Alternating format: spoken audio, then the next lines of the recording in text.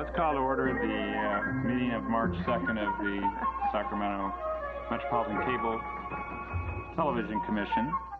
This meeting of the Sacramento Metropolitan Cable Television Commission is being videotaped in its entirety and will be cablecast without interruption on Metro Cable 14, the Government Affairs channel on the Sacramento Cable System.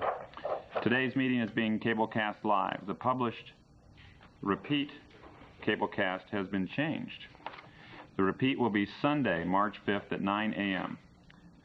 That's Sunday, March 5th at 9 a.m. A VHS calendar. Yes, put it on your calendar. A VHS copy is also available for checkout from any library branch. Members of the audience wishing to address the commission should fill out a speaker identification card located either in the back of the chambers or at the speaker's podium and hand it forward to the clerk of the commission. At the appropriate time, we will call you up to address the commission, and when you come to the podium, please speak into the microphone when addressing the commission, and remember to state your name for the record.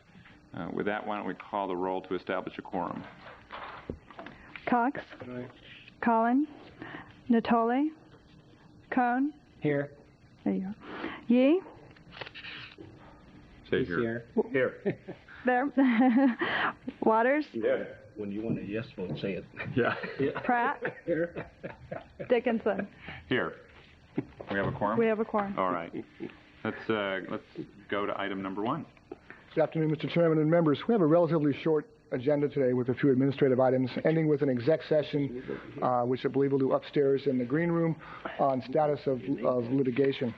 Item 1, under your community programming grants, it's a requirement that you provide the grantees an estimate of the funding for the forthcoming fiscal year, and that you do that by March 15th of each year. Historically, this had been a heavily staffed item in that since 1988 we had been operating on a $15.3 million fund, which you would charge staff with the responsibility to be sure we reached April 1994 intact. April 1994 was significant because that's when license settlement fees began again from Sacramento Cable Television. Since then, staff has not made recommendations as to the level of allocation for the community programming grant funding. Staff has only advised you what funds were available in our fund. A year ago, at budget time, you allocated $1.7 million to a reserve. If you recall, that still remains and is drawing interest as we speak. I'll refer you now to the staff report in item 1. So any questions, I'd be happy to talk about fund balance and or cash flow. The actual decision of the estimate, the advisory estimate to the grantees, however, is yours. Okay. Comments or questions? Mr. Cohn. I just have some real basic questions, and I probably heard some of this during an earlier briefing, but just since I'm fairly new to the commission, I just want to understand the process by which we make these grants. As I understand it, in March, we put out an estimated allocation. That's correct. And then in May, grantees submit a proposed budget, and then in June, we approve a budget for a fiscal year beginning July 1. That's correct. And are the only potential grantees the ones that are listed on the first page of the staff report, or is that open to other people who want to file some kind of application? How wide open is that? Under your current policies, the existing grantees have been the only ones to reapply for continuance of Is there a procedure outside this process where if someone wanted to have a station, or if one of these existing grantees wanted to make a change, that they would go about doing that? Or no, sir, there's not. We looked at that. Staff made a report analysis in 1993, changing the way that community programming funds and grantees are selected and made. The Commission's determination at that time was to continue with the existing format. Okay. So while we looked at changes, we did not make any changes. Well, I'm just trying to understand what the existing When you say we looked at keeping the existing system, you mean just basically keeping the 5 grantees that are listed here in the staff report? Yes, that was the decision in May of 1993, as I recall. All right. And what I was trying to understand is whether there's a codified process, or if somebody wanted to come up with some brilliant new idea for a new grantee, would that just, we'd take it on a case-by-case basis? Is that essentially, yes. I wouldn't say that the process is codified, but over the last 12 years, there's been a consistent pattern following a negotiated grant agreement that runs for 3 years, and that grant agreement now we're in the middle of. So if there was a desire for the Commission to change its policy or practices, we would be in the middle of a contract process. You have authority to do that, but it's not one that we have on the table at this time. All right, and then a couple more questions. I noticed in 93, 94, the amount decreased, then went back up in 94, 95, and in fact there was an augmentation apparently for this current fiscal year. Could you just explain what happened there? Looking on page 1 of the staff report, right. The total amounts for the community programming activities of this commission remained unchanged at $1,038,000 and some change. There was a little rounding area. Rounding change as we went through a different process in 93, 94.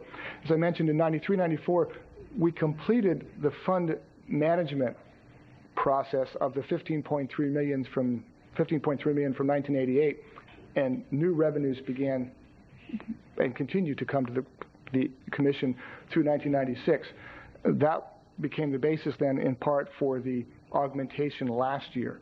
The Commission's decision in making the augmentation, which by the way was made at budget time, the estimate provided to the community programming grantees at this time last year was the same $1,038,000, basically a flat estimate.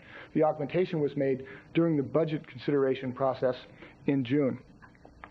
I think, does that answer your question, Mr. Conley? Okay, yeah, I think so. So there were some reallocations in 93, 94, but it was the same total amount. That's correct. And the other thing, I assume that all of these funds come from cable subscriber fees, or does this come out of any other? They do now. Starting in April of 1994, Sacramento Cable Television pays to the Commission $625,000 per quarter. Mm-hmm. That makes your budget of your gross revenue budget of $2.5 million for the year. Of that, by policy, you automatically take $500,000 and allocate that back to the county and cities on a population formula. The remaining $2 million becomes the starting point for your operating budget during the course of the year. Okay. So, and those are settlement fees paid for litigation in 1988. They are not billed to subscribers. So it's not a line item on a bill. Had we not had the litigation that we did have, other cable companies add a franchise fee to the bill as an add-on, and subscribers pay that directly. In our case, and based on legal opinions, the settlement, the litigation settlement, is not a franchise fee and not passed through to subscribers as such. Okay. Thank you. Okay. Other questions, comments? Nope. Okay.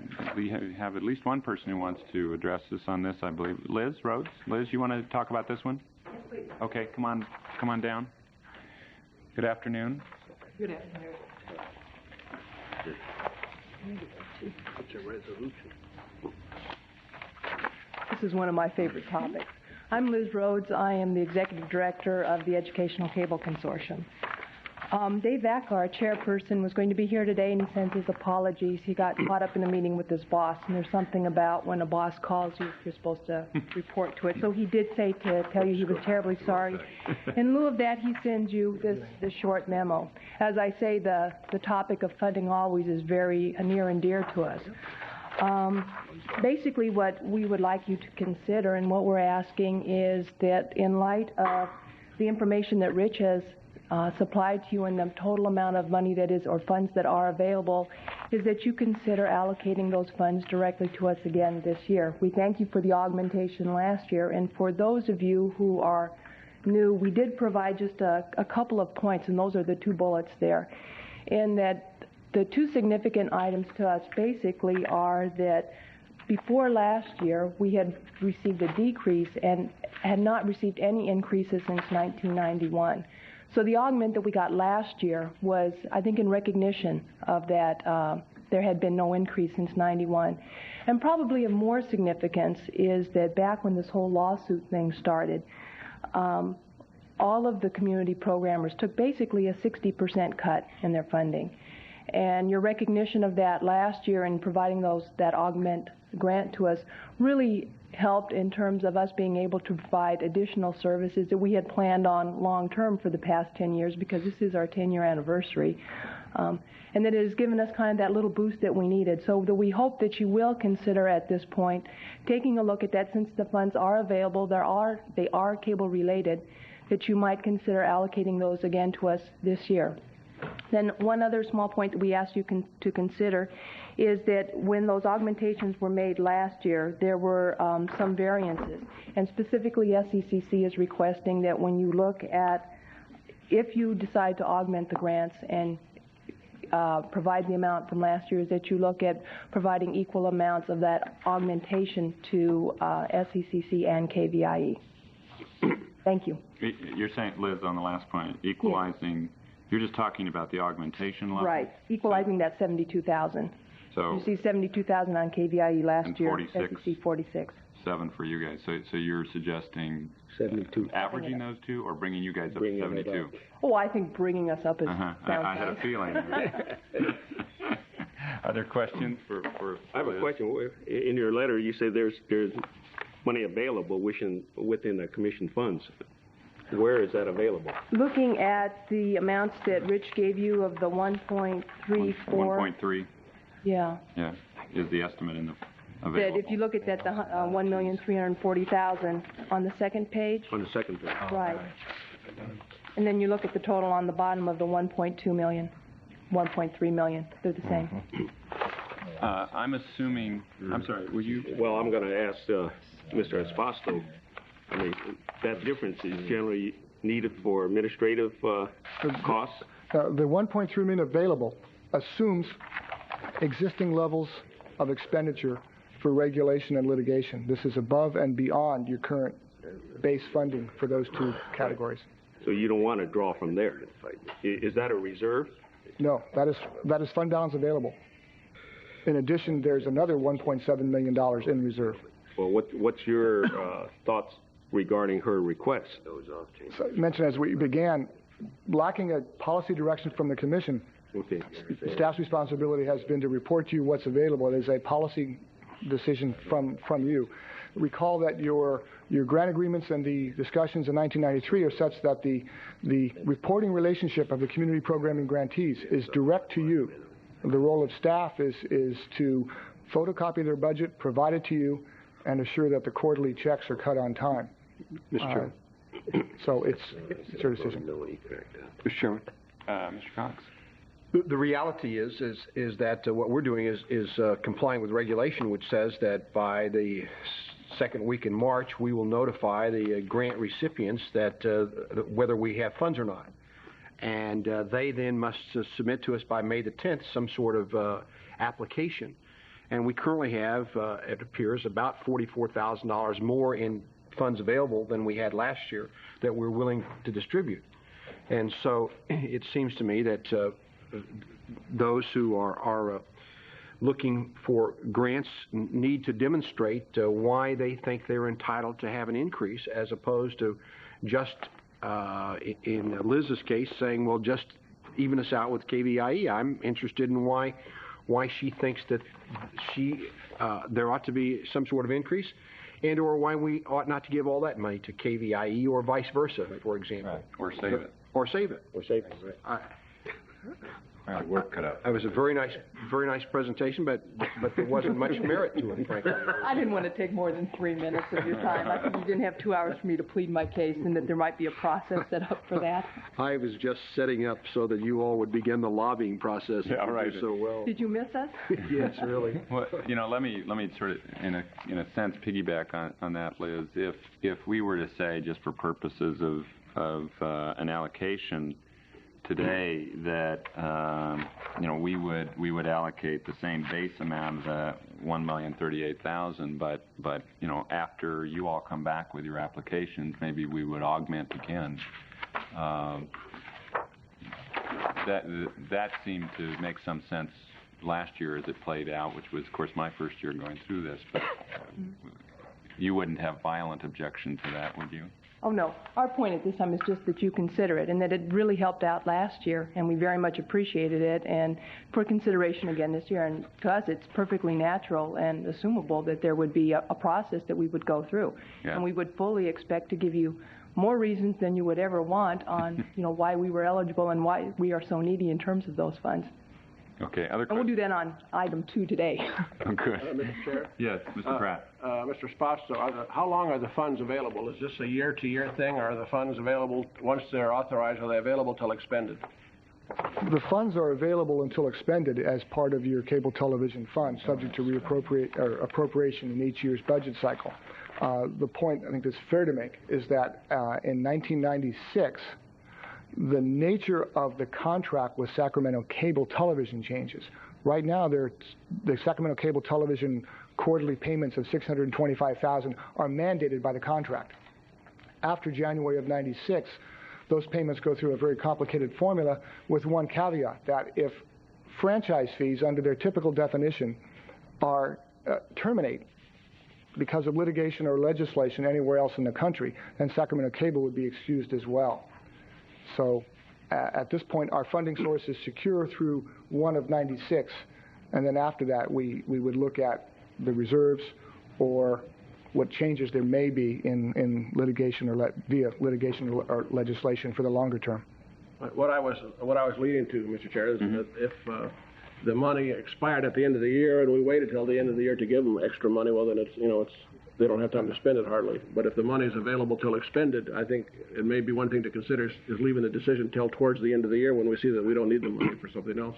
I'm sure you'll get a response to that suggestion. But there is some level of uncertainty about what we'll have in the first quarter of '96. After the first quarter of '96, technically the second quarter of '96 would be the first time that there will be a level of uncertainty.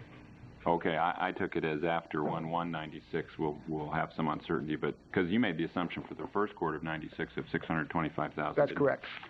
And that is via the contract. So the second quarter of '96 would be of calendar '96 would be the first opportunity for there not to be a payment. Okay, I thought it was first quarter. All right. Okay, thanks, Liz. Thank you. Oh, I'm sorry. Well, it's actually Okay, for Rick. thanks. You mentioned that there could be lawsuits in other jurisdictions that could affect the franchise fee here. Are there any pending decisions that you're expecting a decision anytime soon? Indirectly, yes. The language I showed you last month that's currently being discussed in the federal legislation requires fair, reasonable, and non-discriminatory compensation for use of the rights-of-way.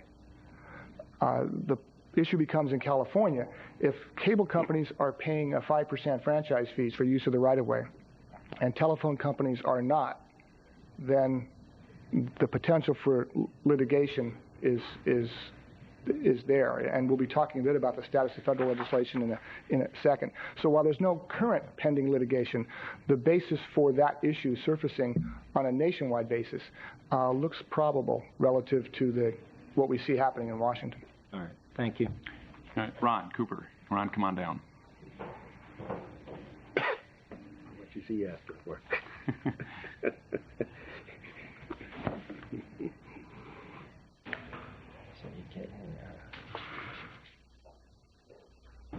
Ron, I'm going to run the timer just for entertainment. All right.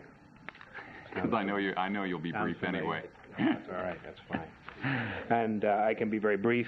I'm Ron Cooper, Executive Director of Access Sacramento. Liz has already touched on, and several of you have asked very to-the-point questions, I think, that speak to the issue that I'm here for. And there's a letter here on behalf of the chair of our board, Bill White, that I'd just like to read into the record, and that'll be it. Dear members of the Cable Commission, the 95-96 grantee allocation estimates provided by your Executive Director, Richard Esposto, anticipates $1,340,082 in available funds. On behalf of the Access Sacramento Board of Directors, the staff, and our hundreds of community volunteers, we respectfully request that the 95-96 community programming allocations match the 94-95 augmented total of $1,295,666. Points to consider are: the money is available for cable-related purposes and not in conflict with other Commission financial obligations, including the estimated 95-96 expenditures for legal, regulatory, and parental jurisdiction payments. No cost of living grant increases were awarded for the previous 5 years. The 94-95 augmentation was intended in part to address this fact. Due to potential changes in federally mandated franchise fee obligations, your local program grantees have been diligently exploring alternative funding sources in anticipation of June 1996. The augmentation funds identified would allow Access Sacramento to continue our current mission and use additional funding to explore new programming directions, funding sources, matching monies, etc. The 1994-95 augmentation has not yet been dispersed. Access Sacramento's Board of Directors, in anticipation of these funds to be received this fiscal quarter, has authorized the formation of a Blue Ribbon Advisory Committee to assist the organization find dollar-for-dollar matches before any augmentation expenditures would be authorized. Additional funding in 95-96 would also be used to encourage matching funds. In conclusion, Access Sacramento continues to involve community-wide participation, thanks in large part to the Cable Commission's financial support. We very much appreciate your careful consideration of our request. Sincerely, Bill White, Board Chair. Thanks, Ron. Pretty much said it. Okay. Any questions? Any questions for Ron? Okay. Let me just ask you the same question I asked Liz, which is if we decided, at least for present purposes, to indicate an allocation of the base of the $1,038,000 and then look at the augmentations, you wouldn't be violently opposed to that, would you? No, I think that's prudent. And the last point there is a distinguishing point, I think, in what Access Sacramento's Board of Directors has elected to do very clearly. Both the current augmentation and any future augmentations are really seed opportunities to generate new revenue, new directions in anticipation of the problems in 96. So it's not just a larger budget for each of these years. It's really to help us determine new directions so that we continue long into the future.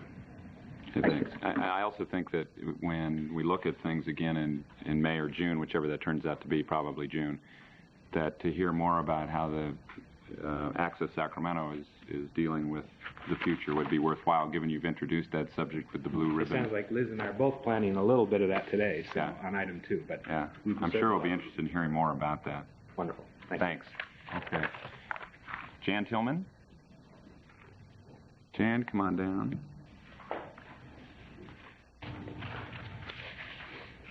Thanks, John.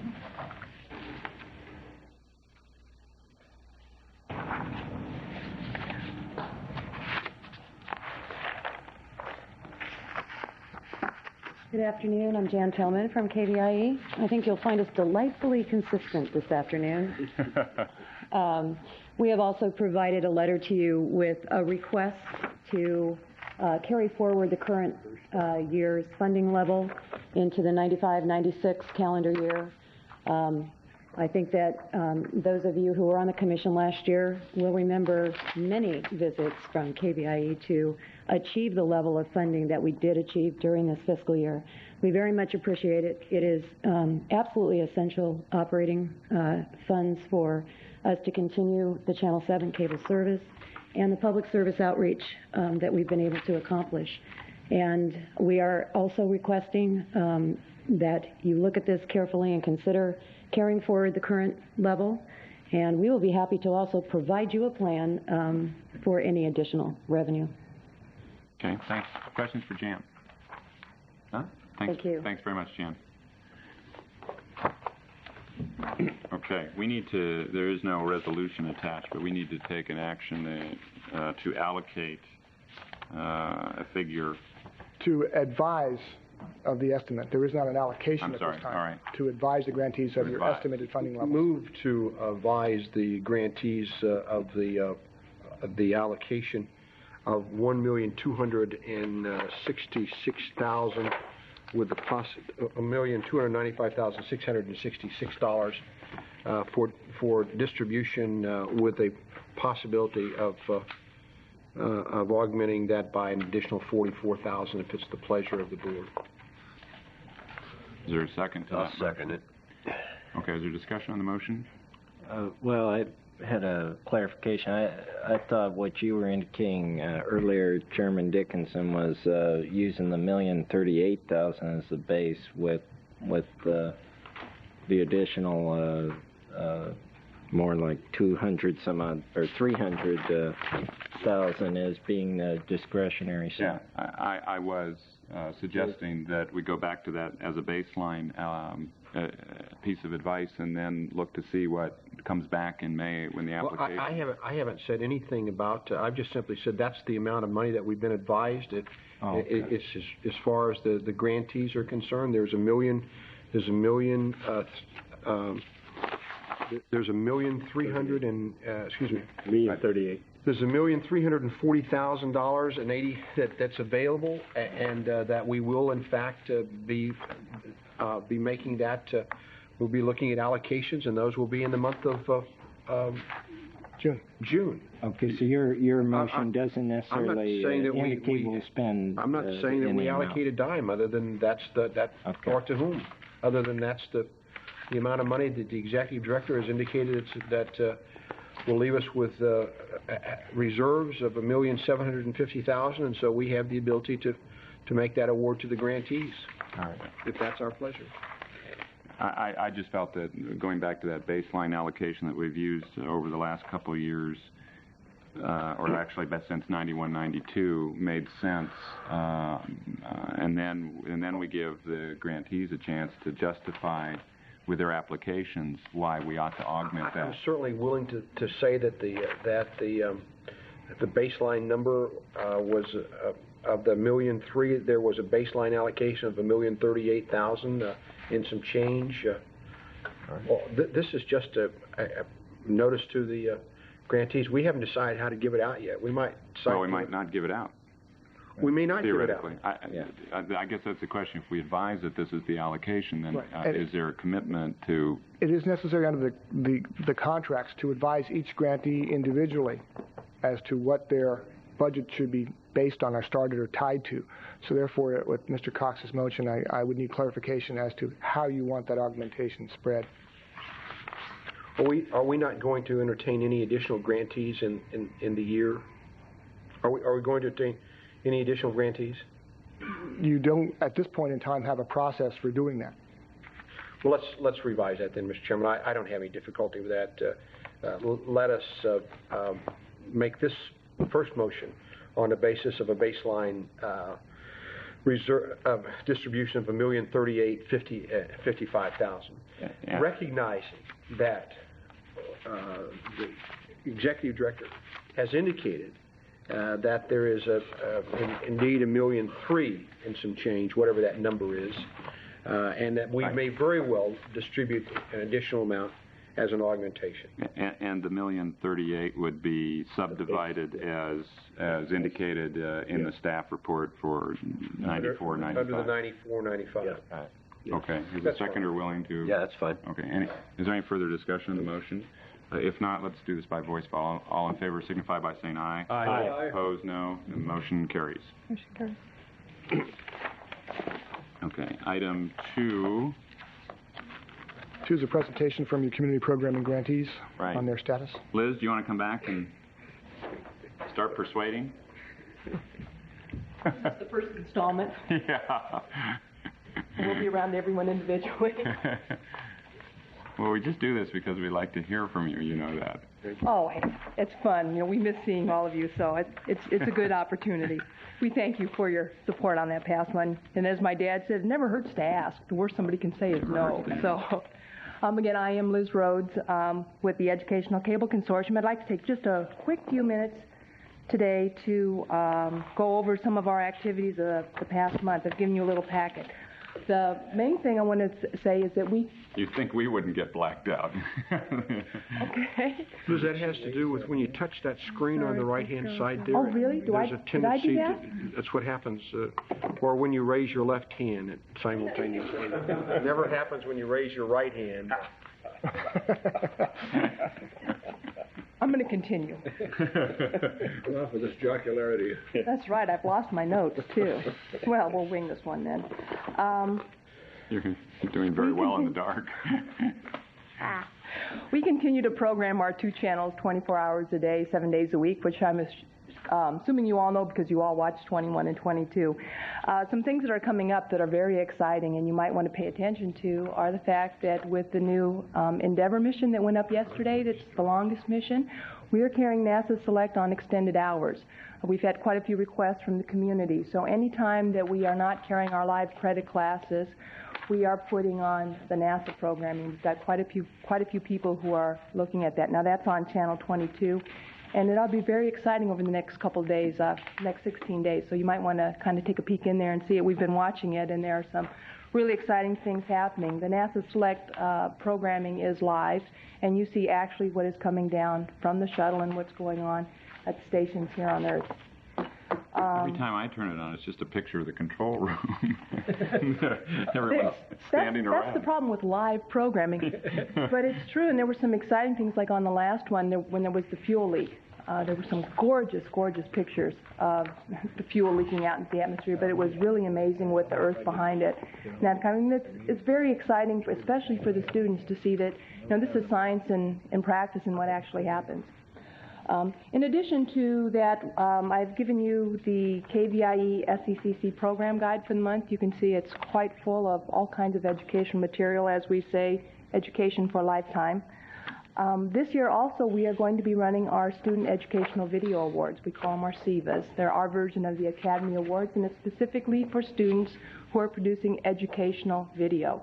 Our award night is on April 20th. You're all invited. You will be receiving your individual invitations in early April, so we hope you go back and mark your calendar. We'd love to see you. It's a very exciting time for us, and especially for the students. When we have the rights, we do air the winning videos on our channel. And we have students who show up at the award night in their limousines and dressed, and we have students that come and actually tape the program. And then we try and air parts of that on our channel, too. So it's a very exciting event, and we hope you do mark your calendars for that. The other thing you have is our Cable Currents. It's our monthly newsletter that we send out to all of the schools, all the teachers. We send about 2,500 of these out every month. And it lists, again, some of the highlights of what's going on in the educational channels. Finally, I have given you the new edition or the new schedule for the international news. As you probably know, we changed that when our live classes changed. We have more live classes this semester than we've ever had, and we just continue to grow with that. Our numbers of students continue to grow.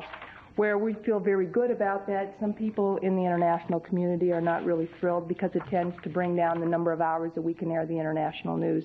And we know some of you get calls on that, so you might want to pay specific attention to that. So with that, I just wanted to mention that, again, thank you for what you've given us in the past. We think the money is well spent. We always can use more, and we'll be around to see all of you and convince you that your dollars are well spent. Thanks, Thank Liz. you. Question? Thank you. Ron, you want to come back and start working us over? Good thing we've developed such a thick skin over the years. You have to, right? They have some packets here. Diane can help pass them out.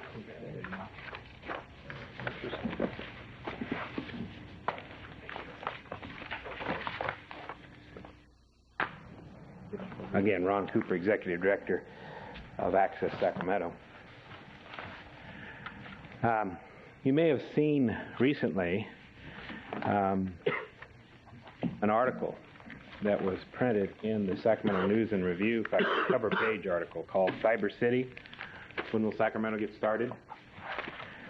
And then there was a follow-up editorial in the next edition, which is the goldenrod copy that I just gave you, that basically chides local government for not providing leadership and developing the community network as other communities around the country are doing. And so what I thought in terms of taking my time today and as a presentation to you is to present each of you with an InfoBond roadside emergency kit, because inside are some information that we've accumulated that should help, I think, each of you to be aware of current legislation and current issues and actions being taken at the federal level. First and foremost, just as Liz was pointing out, there's a latest update of an Access Sacramento brochure and our viewfinder, which is our newsletter, and inside that is the March monthly program guide. Then the two other documents that are inside are some quick facts about public access legislation supplied by the Alliance for Community Media, which is an access organization that lobbies in Washington on behalf of public education and government access. And then also the most recent copy of Government Technology. And if you aren't subscribing to this, it's a free magazine. If you aren't subscribing to this is really an excellent article. And after last month's meeting, Commissioners Waters and Cohn both suggested that we provide some information and some briefing materials, especially for those who may be going on the Capitol trip, and just for information purposes.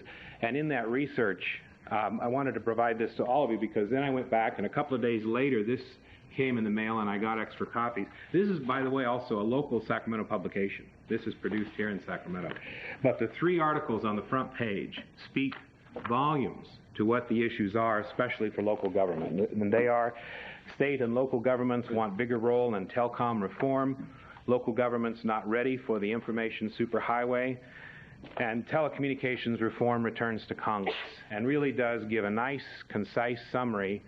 And this is my high school teacher coming out in me a little bit here, but it really is some homework, but it's a nice, concise, very to-the-point summary of some of the issues that we've been touching on over the past few months. Let me just very quickly, in conclusion, touch on some of the points on the blue page in the InfoBond emergency kit there. Again, yes, the News and Review would have you believe that Sacramento, once again, is down in the standings in terms of the community network. We're probably 27 games behind, certainly under 500 ball anyway, and leadership is lacking. And once again, I'm here to tell you it's an issue of image. We're just not doing the job in terms of identifying what's going on and speaking proudly to that point. The community network is now here in Sacramento, and let's build upon what we have. In all of the research in many of these communities, they are building upon the public education and government access structure in cooperation with the cable company and any new delivery systems, phone companies, and whatever, to build out these community networks. And you, I'm very proud to say, have an excellent PEG model, have had for years. The community program organizations that we were just discussing funding have now for in excess of 8 years provided their radio stations to any individual or group, community television, including educational institutions and major government meetings, as well as your constituents doing programs on hundreds and thousands of other topics as well. Bulletin board systems, using the cable system to announce community meetings in education and government.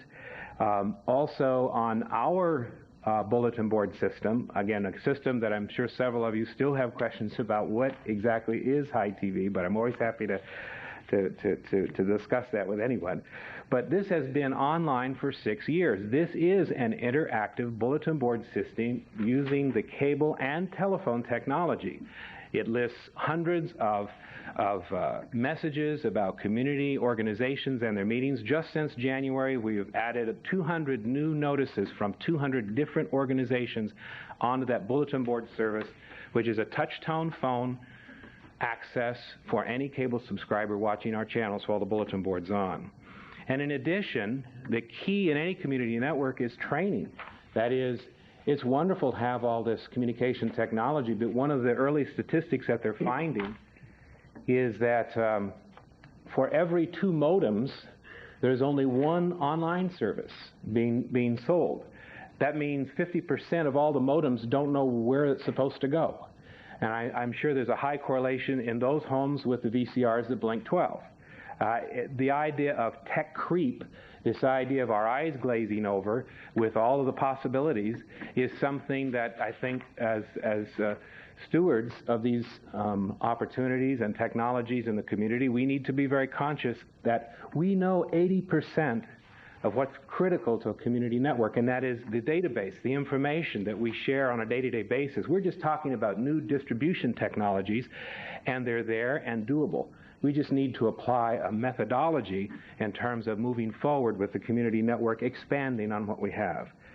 As we've reported to you on the past, we still continue to move forward in terms of the Community Resource Center, albeit slower than we would like, but upon successful funding of that operation of facility would be more space for meetings and training, interactive workstations, community networking technology could be placed there, additional studios and space for growing out into the future as our communities grow. And you have already, in Sacramento County, have access to many of these technologies. Sacramento Cable is doing fantastic, innovative work with its TubeCube. They don't want to call it a bulletin board service, but it's the beginnings of access to the internet via your cable system. Mr. Vowell and others have come before you and talked about their plans in terms of competition from the telephone companies and not shying away from that. The additional hundreds of miles of fiber optic cable. This is all happening. In addition, you have in this community hospital and healthcare fiber optic systems. The lottery has an extensive fiber optic system for communications, law enforcement, government, private industry, and hundreds of bulletin board services already in existence serving their constituents.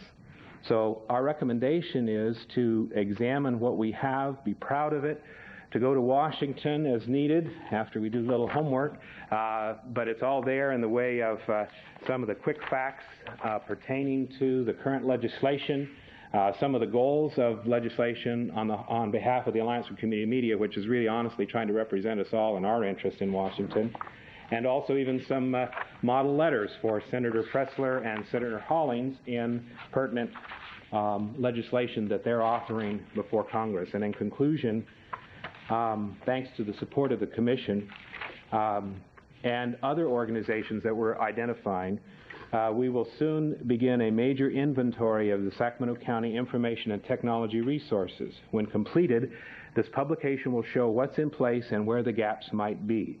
The publication will be available to all residents through libraries, etc., and for sale at cost. We expect to have the research done by late fall and the publication out by year's end. It's doable, it's here, and we, as always, continue to invite the widest possible participation, and thank you again for your support and allowing us to keep it going. Thanks very much, Ron. Any questions? Yeah, Steve. This is very helpful to me, at least, and I just wanted to make sure I understood your plans. You were referring to the Community Resource Center. At present, you're still in the Coloma Center, right? Right. So is this new Community Resource Center something that would replace your current setup or be in addition to? And again, because none of us in the room are mind readers, it's hard to answer that question. What we're anticipating is the Community Resource Center would provide much additional space, much needed space in terms of what we currently do, but also talking about these future opportunities as well. If we were to continue funding at the current levels, we provide our mission, our training programs in video and audio production, some limited access to computers in about 2,000 square feet. That's the space at the Coloma Community Center. There is no growth possible. There are no rooms available. So what we're looking at is a larger facility to be shared with other nonprofit organizations to generate revenue through nonprofit bingo on the bottom floor and to build out the second 14,000 square feet in sharing with private and public organizations that space and to help generate revenue. If it's additional revenue and the franchise fee or whatever term we place on it continues, then we can expand on our existing services by those additional revenues in space. If this funding goes away, 12th and C would allow us some options in terms of revenue generation that we don't currently have in anticipation of worst case scenario come June 96. And you have the building already in mind. Is this the one that's boarded up at present, or? Yes. Okay. And a lot of the major structural work is completed. The issue has been licenses, permits, everybody's given their okay on it. The issue that's been frustrating for all involved, not the least of whom is the property owners, is the securing of the tenant improvement loan. And that's what's holding it up right now. All right, thank you. Right. Thank you. Thanks, Ron. Other questions? Thanks, Ron. Thanks, Ron. Jan, you didn't sign up for it. Did you want to say anything on this item? Yes, please. Okay.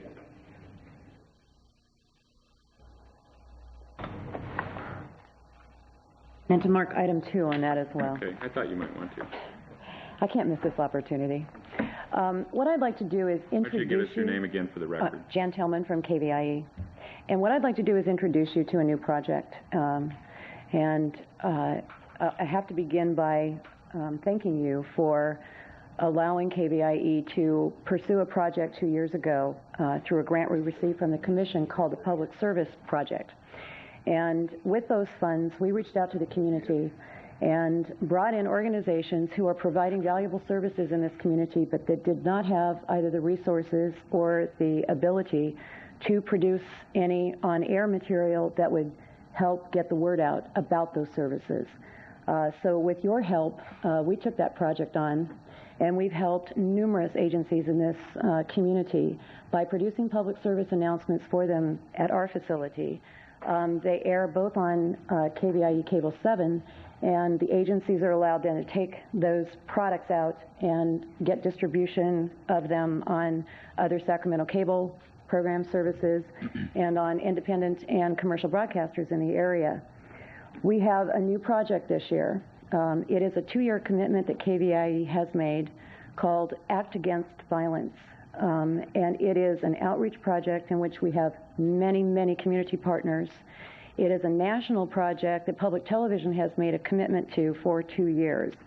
And it is an opportunity for us to bring together agencies, individuals, volunteers in this community who are actively engaged in addressing the issue of youth violence.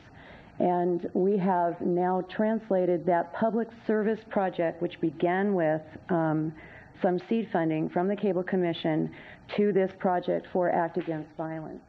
And we began this commitment to the project in January of this year. I'll tell you who some of our partners are: the California Child Youth Family Coalition, Asian Resources, Inc., San Joaquin County Victims and Witness Program, Chemical Dependency Center for Women, Sacramento County Probation Department, Youth on the Move. We also are working with Friday Night Live and Late Night Sacramento. We currently have about 60 partners in this community. We kicked it off in January with a video conference at KVIE's facility in our community room. Started signing up partners at that point in time. I want to recognize AirTouch Cellular. They have come on board as a corporate sponsor and partner with us.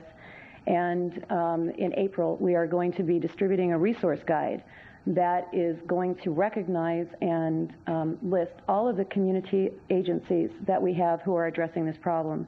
So both people who want to volunteer and become part of it will have access to that information, and those people who need to use those resources will have access to the information. There will also be an on-air component you will see on both Channel 6 and Channel 7, and many hours of programming over the next 2 years that are dedicated to this topic. So I wanted to introduce that project to you at this point. Our resource guide and some of the on-air materials won't be ready until next month, and I'll be sure to share them with you at that time. Any questions? Any questions for Jan? You might also, Jan, extend, if you're working with Late Night Sacramento on that, we have a similar program going North Highlands called Late Night North Highlands. Actually, I think they're partners already. Right. Well, we're collaborating now, so. Oh, terrific. Yeah. All right. Thank you. Again, you televise your basketball game? Yeah. Yeah. You got it coming up, right? This week, huh? Well, next week. They get enough horror programming scheduled, I think. Okay. If there's nothing else on item 2, I think we're ready for item 3, the grantee, or excuse me, franchisee, licensee, general status presentation. Franchisee, licensee report. Ruth, are you going to do that? Ruth Blank.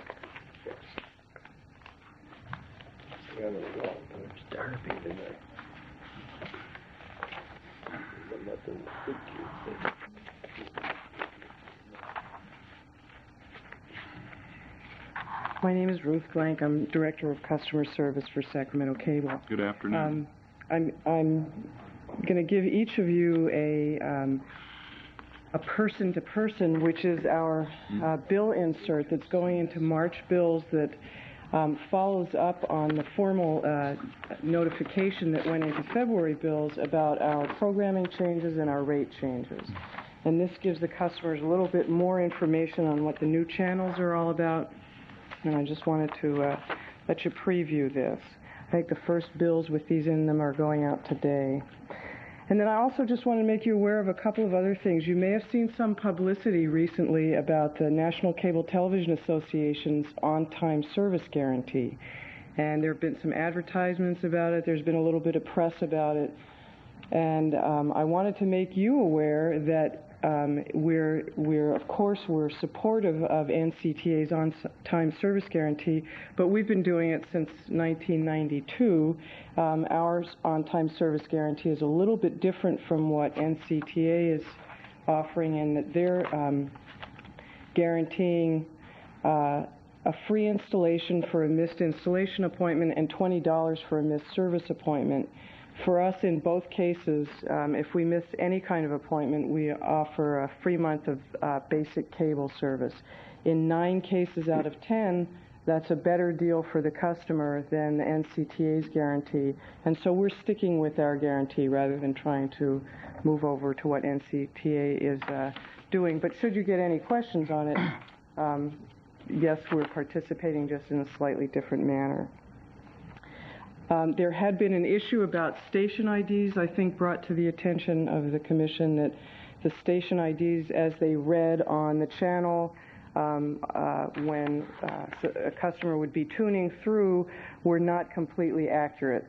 As of yesterday, we decided to wait until all of the changes were made. As of yesterday, they're all accurate, they're all up to date. There were some designation changes, I guess, that were made last month. I wanted to also bring you up to date a little bit on our progress with bringing some Asian programming back to Sacramento, or enhancing what we already have. It is our intent to find either a full-time or part-time slot for more Asian language programming. Channel 9, as of yesterday, is now available with evening hours if we can get some licenses for some Asian programming, and we're working on that actively. But we're also encouraged that International Channel has made significant improvements in its programming. We've heard many good things from customers about the improvements that they've made.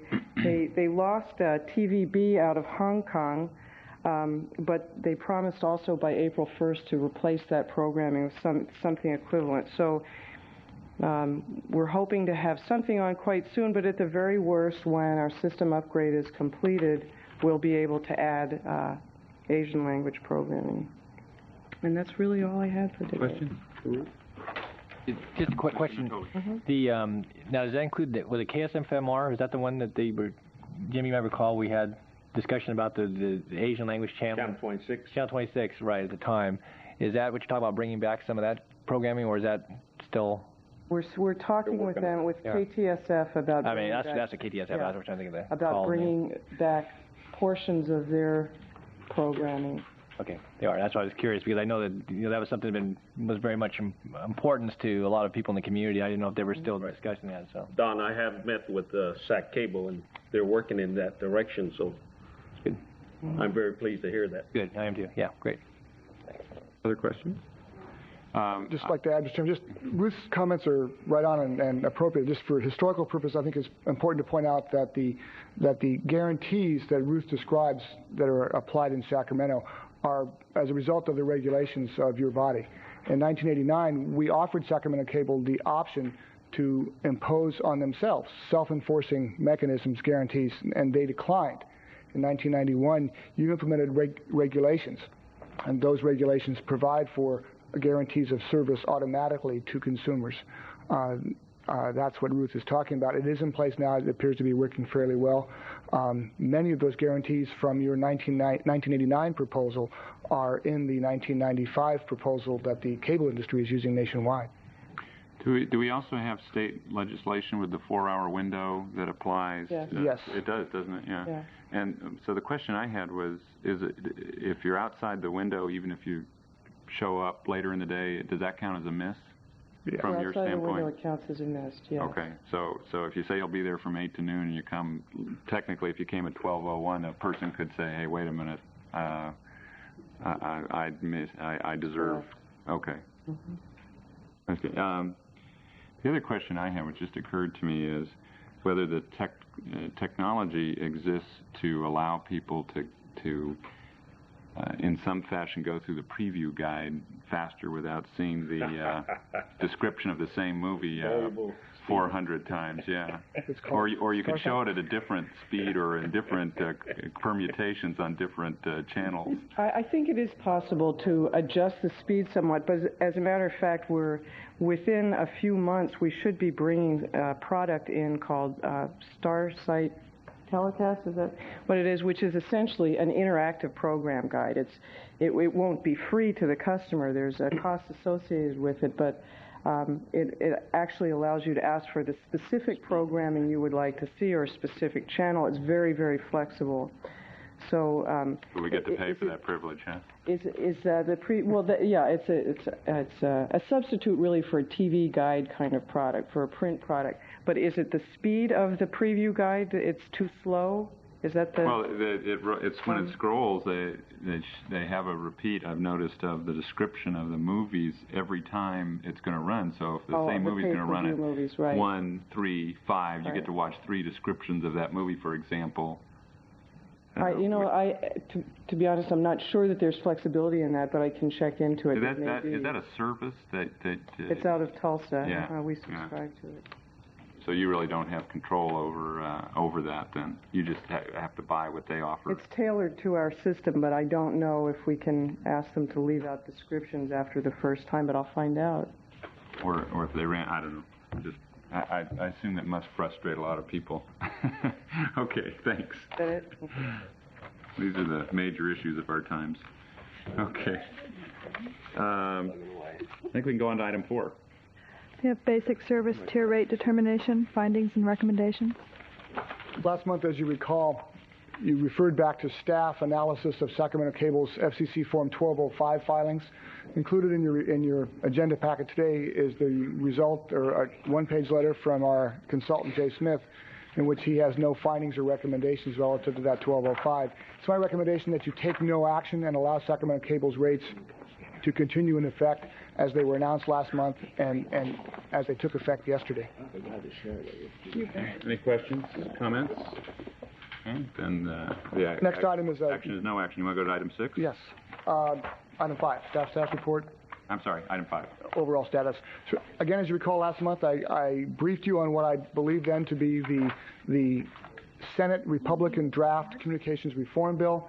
That draft was released the day that we had our meeting. We had a copy the next day. We've had a chance to analyze that. There has now been a Senate Democratic draft by Senator Hollings released as well. If you recall the language that was displayed on the screen, the local government, nothing in this act shall preempt or shall abridge the authority of local government. That identical language now is contained in both drafts. As of today, neither of those bills on the Senate side have been formally introduced. A little whisper tells me that one of them, a compromise bill, will be introduced next Wednesday. At that point in time, then we have a bill number and something to focus on the Senate side. On the House side, Congressman Fields is working on a draft, has a discussion draft. We understand the House will probably follow the Senate by at least a month, as best we can tell right now. The last piece update on federal legislation is Senator Packwood of Oregon. I spoke last week, and he thought that the communications reform legislation would get bogged down and that we wouldn't see it until September, if at all. It's a general status report on federal legislation. I'd like to comment, it's a bit outside of the cable television, but one of the things that I've been alerted to, and you may want to take this back in your respective planning roles. The Cellular Telecommunications Industry Association, which represents cellular and PCS, personal communication systems, has petitioned the FCC to have the federal government have the FCC preempt placement of cellular towers.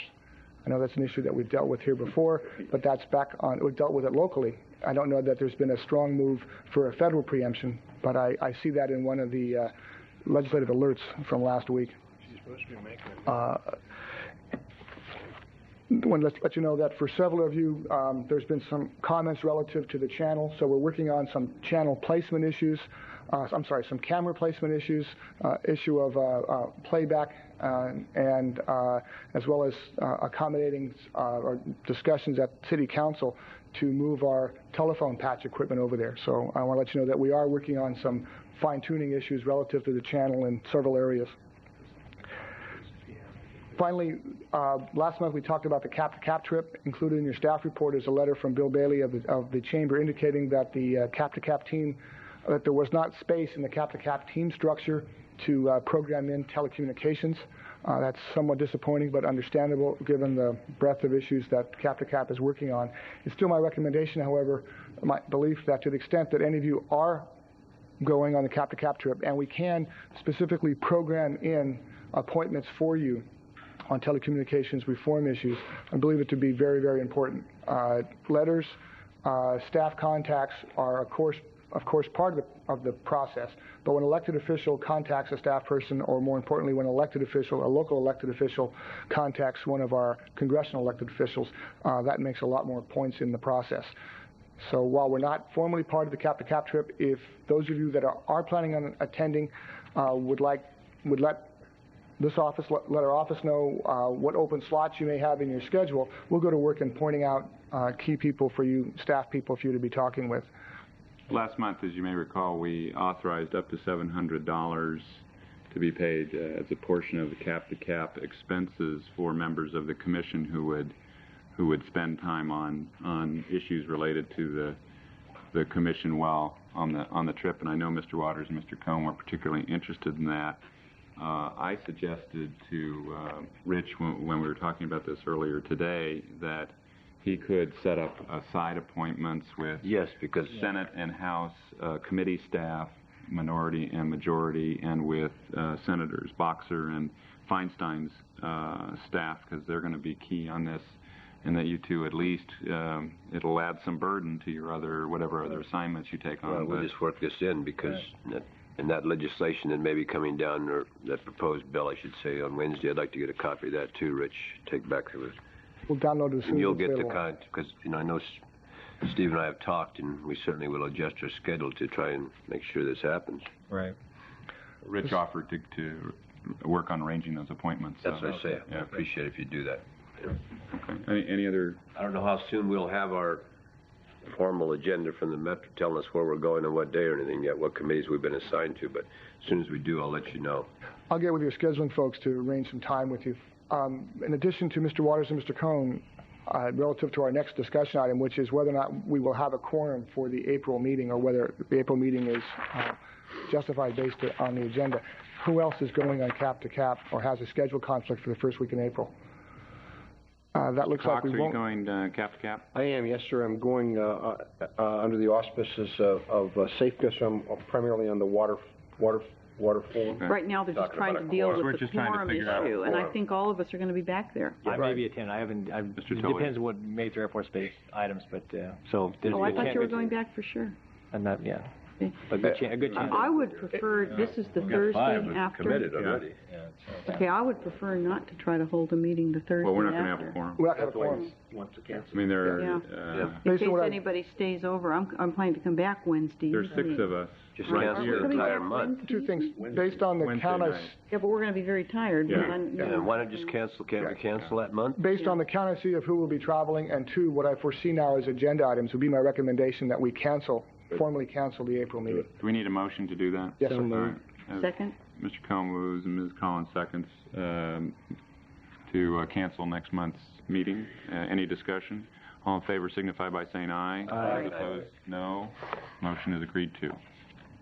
Those were staff's general comment items. If you have any questions, I'd be happy to address Any them. questions or comments generally for staff? If not, let's take item 7 before we go to 6. If there are any members of the audience who wish to comment on items not on the Commission's agenda, now is your opportunity. I have no slips.